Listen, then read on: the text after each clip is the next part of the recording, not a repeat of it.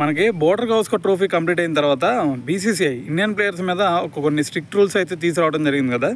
అయితే మరి రీసెంట్గా మనం ఇంగ్లాండ్ సిరీస్ స్టార్ట్ కాకముందు కూడా గౌతమ్ గంభీర్ వాళ్ళ మదర్కి కొంచెం హెల్త్ ఇష్యూ ఉందని చెప్పేసి మన ఇండియాకి వచ్చి కొంచెం రికవర్ అయ్యారని చెప్పేసి వెంటనే ఇండియన్ టీంలో జాయిన్ అయిపోయాడు.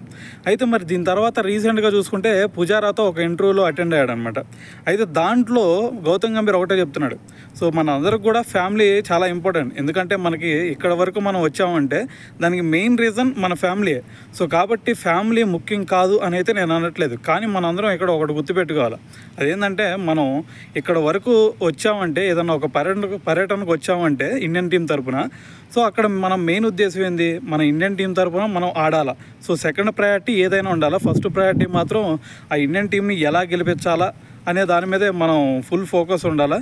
సో దాంట్లో భాగంగానే మన ఫ్యామిలీకి కూడా ప్రయారిటీ ఇవ్వాలి. కాకపోతే ఫస్ట్ మన గోల్ ఏంటంటే ఇక్కడికి వచ్చి మన ఇండియన్ టీంని గెలిపించడం. సో దీని మీద మన మెయిన్ కాన్సన్ట్రేషన్ ఉండాలి అని చెప్పేసి గౌతమ్ గంభీర్ అయితే ఆ ఇంటర్వ్యూలో మాట్లాడడం జరిగిందనమాట.